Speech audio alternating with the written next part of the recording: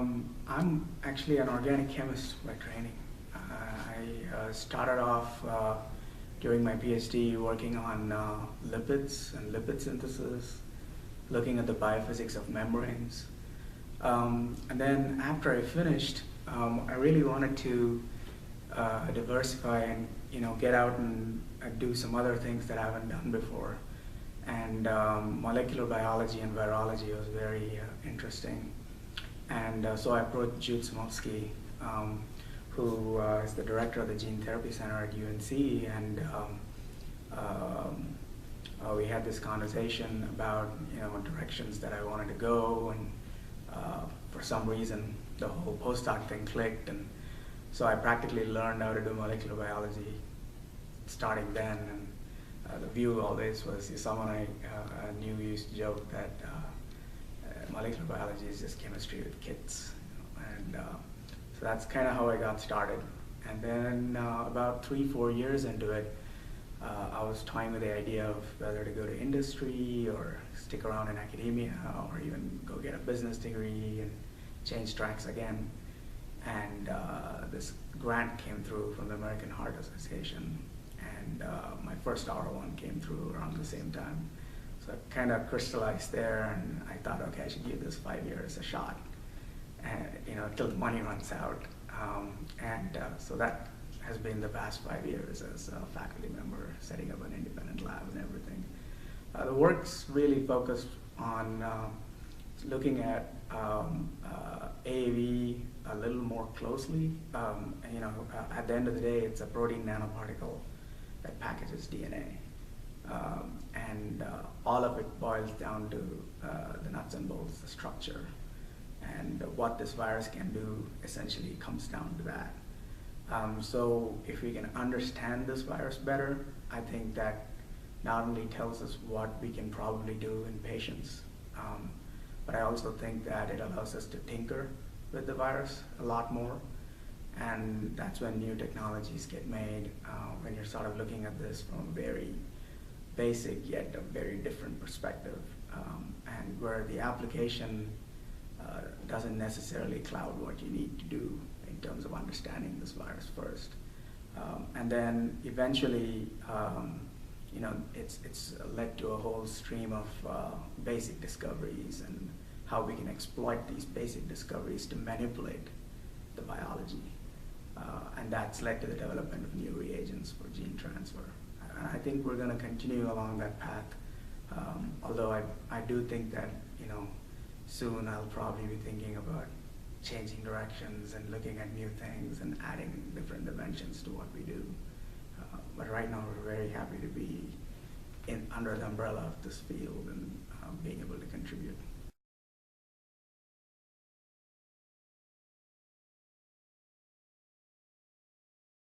I think there have been many mentors, and their mentoring styles have been very different. My PhD advisor was more hands-on because he was a chemist. Jude, my meetings with Jude were always either on the way to the parking lot or over beer, or he's always running, so busy, and it just opened my perspective up to a whole different world and way of thinking about things. And in every way, I think Jude has been the primary person who's had such a great impact on my career choices and everything. He's a mentor, he's a colleague, he's practically family. Everything from science to life and philosophy, and we're hanging out a lot, and it's good to have someone like that.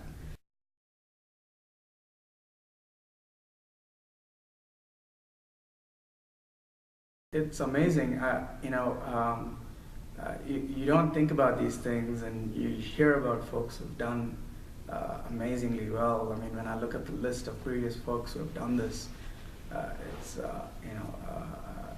it's awe-inspiring, really, because you have Dmitry Shakhmatov, who's doing all this amazing work with adenovirus, and folks whose names are not coming to mind right now, but I know that the list goes on and on. So I think it's incredible, it's a real honor.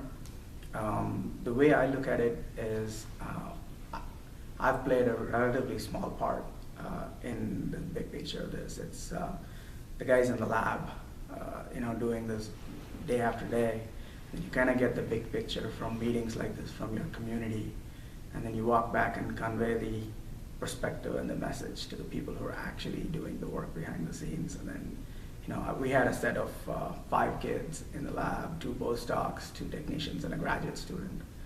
And that really is what has happened over the past 5 years, starting from getting the grant to putting papers out to renewing the grant.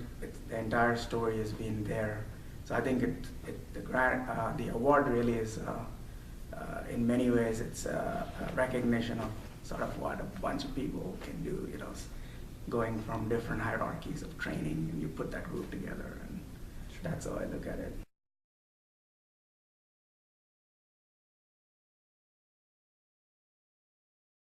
I think what keeps us going is we keep finding new things all the time, and so there's going to be twists and turns all the time, and it's going to take us in different directions.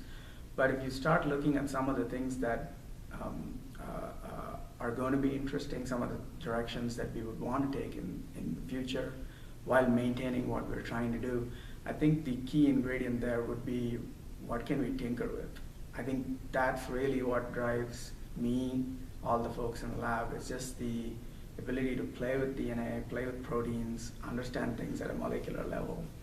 And as long as we're tinkering with it, I think it's sort of, to borrow a term, it's a serious creativity.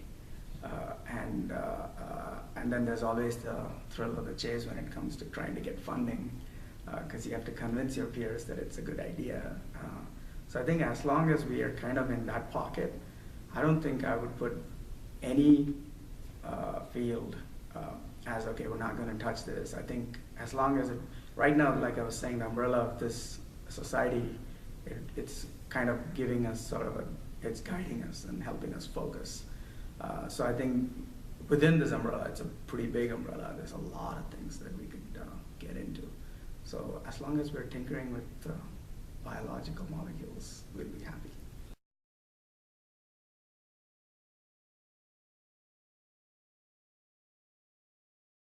So I've been a member in several different societies, the American Association of Pharmaceutical Scientists, the Control Release Society, the American Society of Virology, and then ASGCT.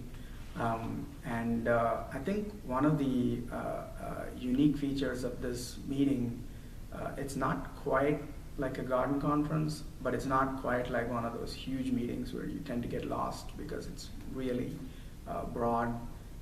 I mean, I'm sure people would argue that the perspectives of this society are also pretty broad, but I'd like to think that it's a relatively smaller umbrella where we can, decide where we focus. So in terms of how this society itself has helped, I would say, colleagues, the meetings that we come to, and the science. I think while one might argue that you could go to basic science meetings to pick up on the latest of discoveries, I think this is a perfect forum for people to kind of get together and ensure that everybody knows what's moving forward really fast. There are things that are at the discovery stage, and there are things that go into the development stage, and I think this is the meeting to go to if you want to look at things at the development stage and sort of bring in new discoveries here. So in that sense, I think the meeting has played a very big role in providing a direction and a focus. Otherwise, we could be working on any virus, any piece of DNA, really. So, sure. Yeah.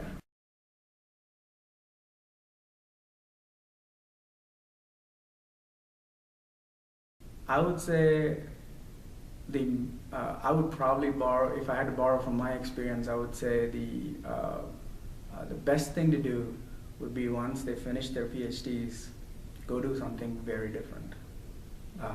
And I think what that lets you do is not only expand your skill sets and your interests, it broadens your perspective. And when you broaden your perspective, you realize that there are many things that you could plug into. And so I tell my PhD students all of that when they walk out of the lab, the one thing they're going to have is a belt full of tools, and they're going to walk out. They can pick which one to use wherever they choose to go, but they don't want to nobody should be pigeonholing themselves into these. I mean, sure, there are people who are focused on these things and committed early, and that's an impressive thing to do, to be able to commit to something, a field of science, and stay focused on that. But I would say for a PhD student moving into a postdoc, or looking into industry or consulting or whatever it is that they're doing, the important thing is to go in a different direction and broaden their perspective.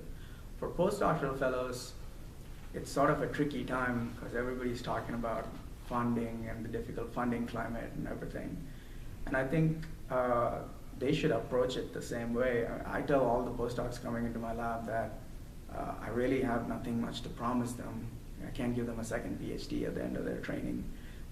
But what I can promise them is that they'll have options and they'll be able to explore careers in different paths, whichever ones they choose to go after. So I think for postdocs, even though they're doing postdocs, I don't think they should take it for granted that this is the only field they're expected to go into. Academia is the only way out or anything like that. Starting from doing research in an academic institution to a private institution to industry, consulting, I say just keep everything broad and open, and they'll contribute no matter what. So I think that's pretty much the perspective everybody should take. There doesn't have to be a bias towards, oh, this is what I'm expected to do.